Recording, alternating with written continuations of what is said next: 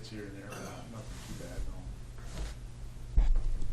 no. I just want to make sure there wasn't, we got to do some repairs in order to keep it for another. No, no, you're block it off so they can use I'd say give it a year, let it ride, see it. that. All right. DNR has to contact. For this year, Hey, Brad. Bradley, for this year, if you inform everybody, you're gonna be helping with playgrounds this year, right? Oh, yes, That is your task? that's the big plan. Okay, okay. For you to say that, on the microphone, on TV, so we're gonna be helping with playgrounds. Yep, That's the majority of what you got planned. right, it'll be a busy year. Okay, thank you. Scott? Good afternoon. I'll just read through a few of these things here. If you guys have any questions, I'm not going to go through everything. It's kind of a recap of my quarterly reports. But we did get 11 bases, poles, and those directional signs around town mounted for, I think Rich Zippo was part of that. December 1st to February 25th, we had about 520 of regular man hours and 226 of overtime hours of salting stop signs uncontrolled. Actually, about the same point right now, we're down about 132 hours on the regular and 82 hours on the overtime, so you can tell we haven't had as bad as the winter from December up till now, so December 1st. We did work with Parks Department, building picnic tables and some pergolas that we put in some of these CBP projects around town.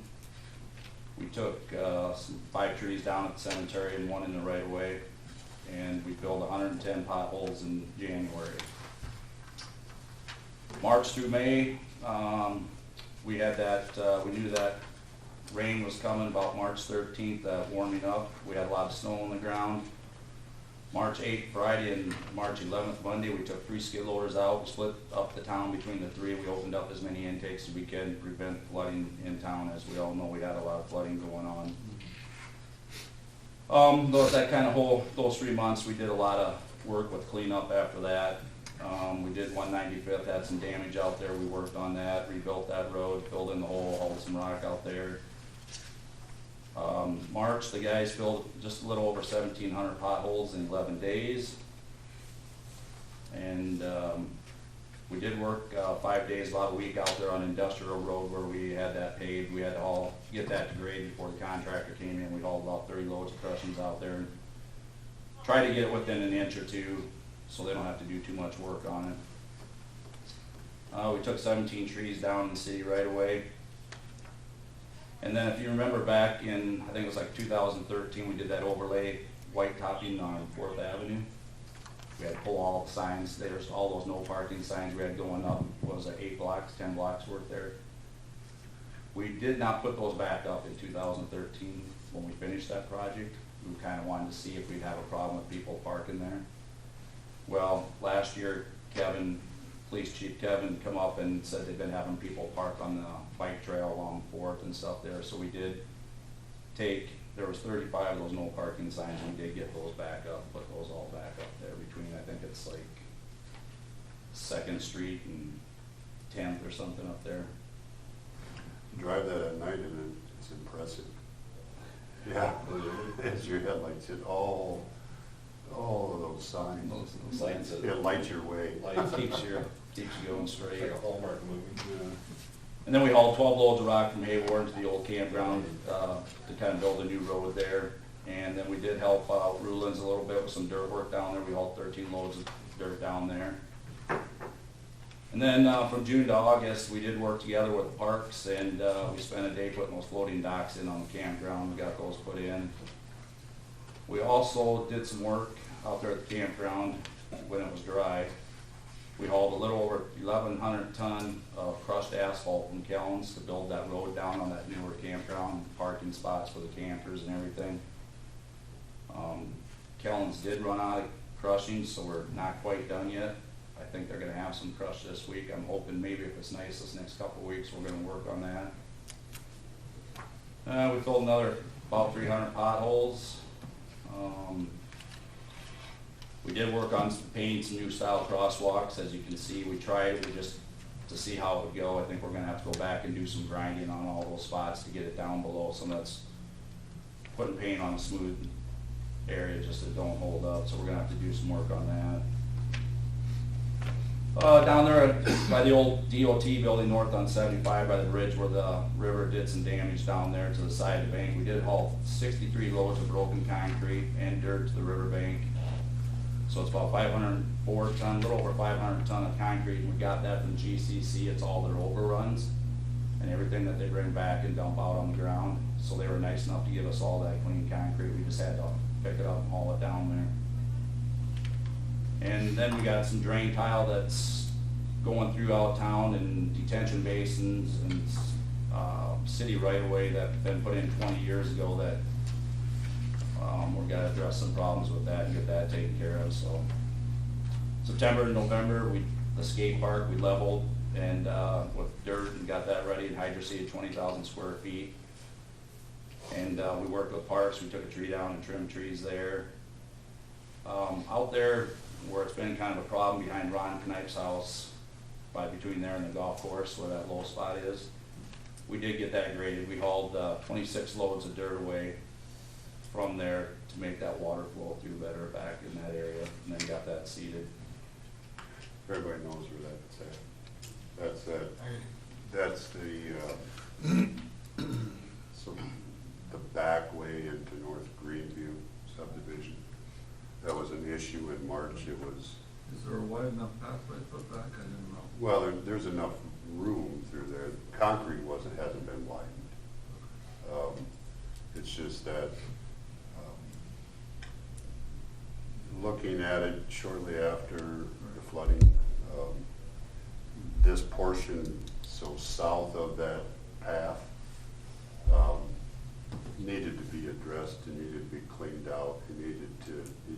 That needed to be done to ensure that water did back up, that water kept on going. So the issue of it getting too high in March should be addressed. That should be taken care of if it happens again across there. You took it down from the bridge to behind the. From like where the walk trail comes down in that low spot. And those duplexes and stuff like that, you took it behind them or behind? Yeah, yeah, so from the cart path that goes between there to the south. So the water won't back up there because Yeah. it wasn't flowing.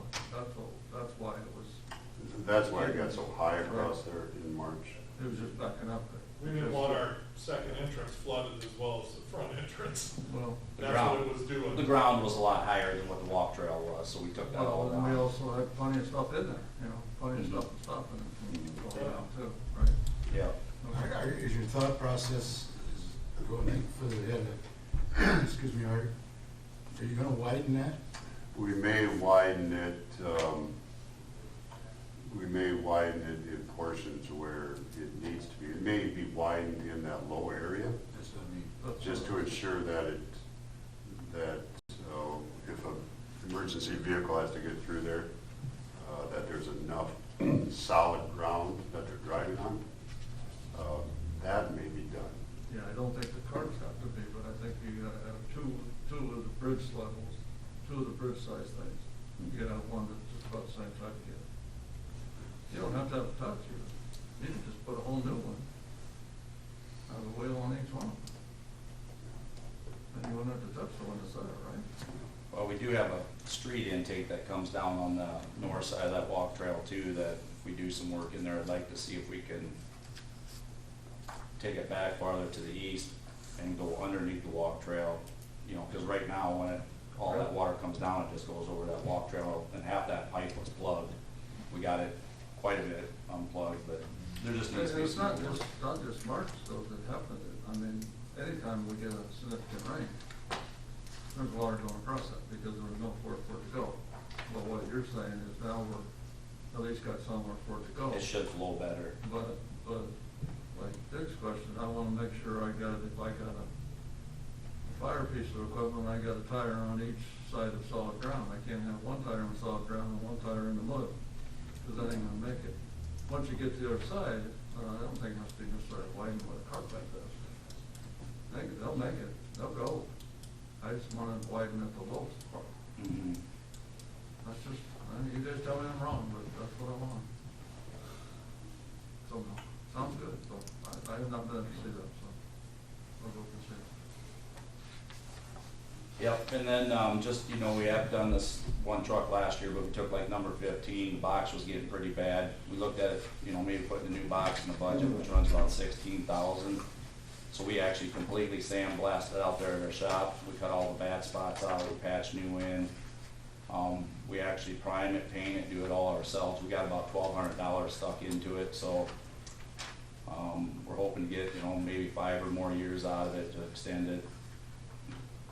And then even September, November, we hauled another 216 ton of concrete and 12 loads of dirt down there to finish up that river bank by 75 Bridge.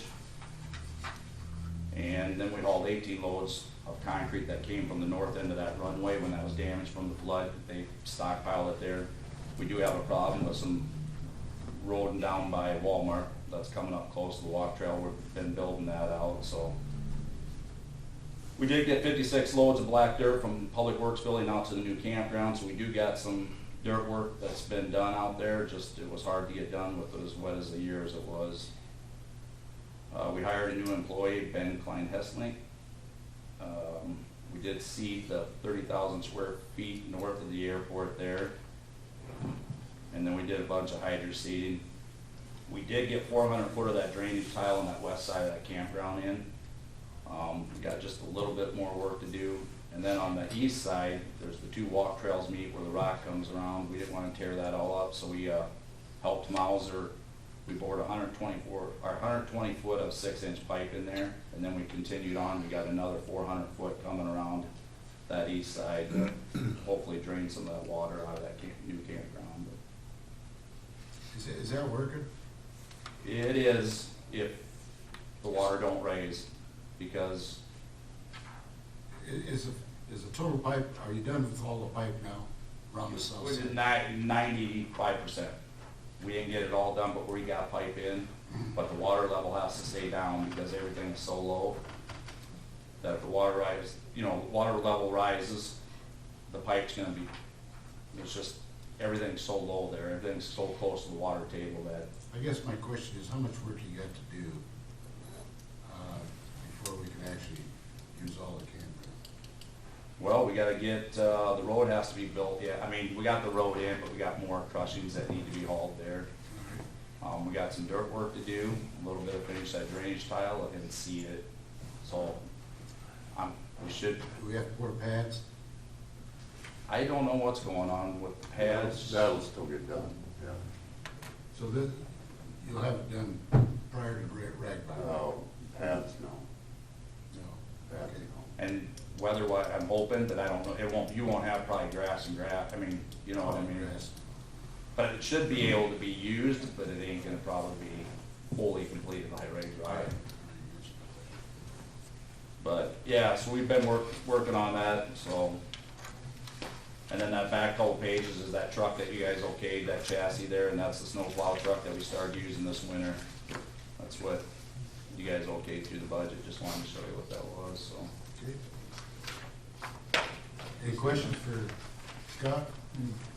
Since John, thanks for hauling all this up dirt around. I mean, that's what John is.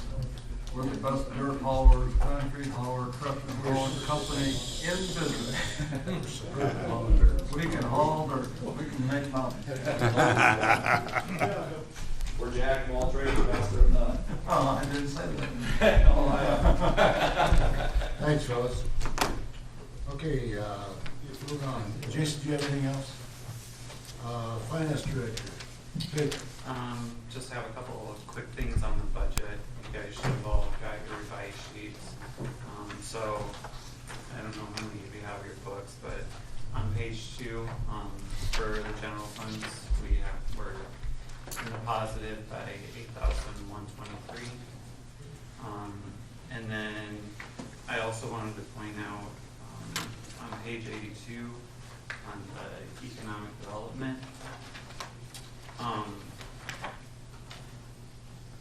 I know we had some discussion discussion in the budget workshop on how we should account for the LIIC and increasing their funding to the 200,000 a year. And so, if you look on that sheet, I have 91,000 of TIF funds, and I know we had talked in the budget meeting about maybe 150 could come from TIF. But right now, all we have certified for this next budget year is 91,000. So that's all I wanted to show in the budget, because that's all that's for sure that we can get from the TIF. So if we're gonna do the 200,000, then we'll have to do 109 from economic development. So 109 is coming from the economic development? Right, instead of the 45 that we were talking about in the budget workshop. Have you got that in there? So it's all in here. You guys can look it over more if you got questions. I thought we appropriated 200,000. So we're appropriating 200,000, but I'm saying how it's split up between the TIF Where the and fund, non-TIF. where the funds are coming from. Where the funds are coming But from. I think what, I saw, does economic, how much is in that fund?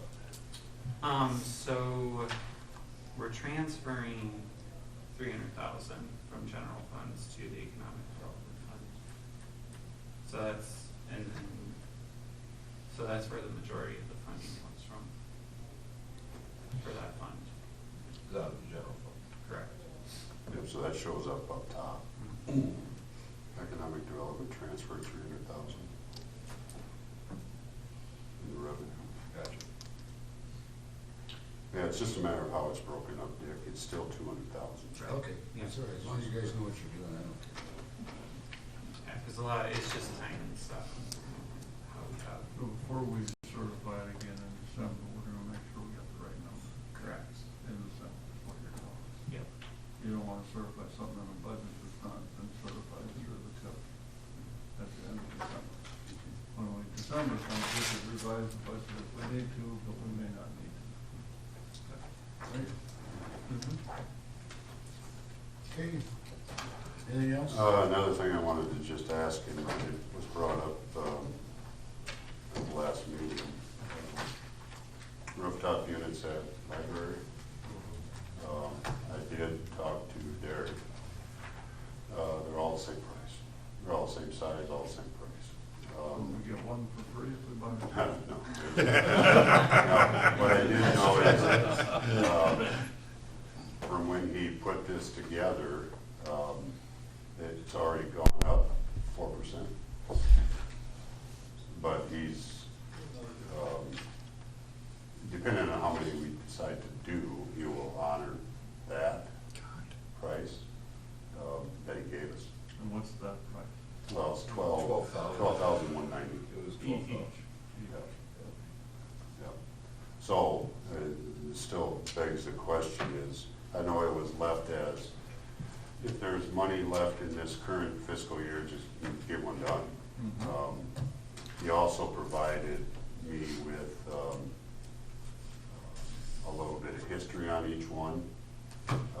They've all been worked on in the last year.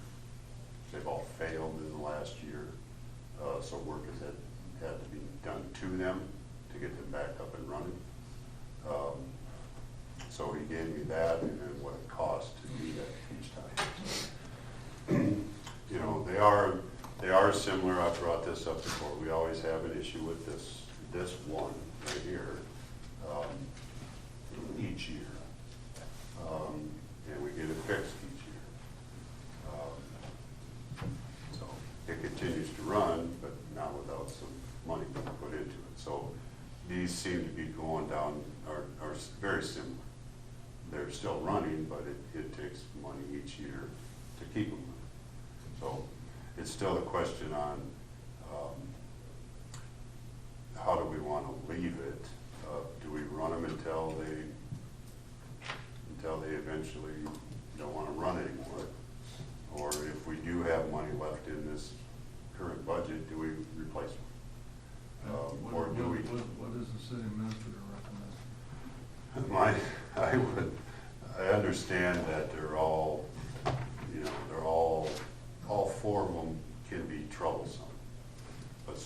all four have been fixable.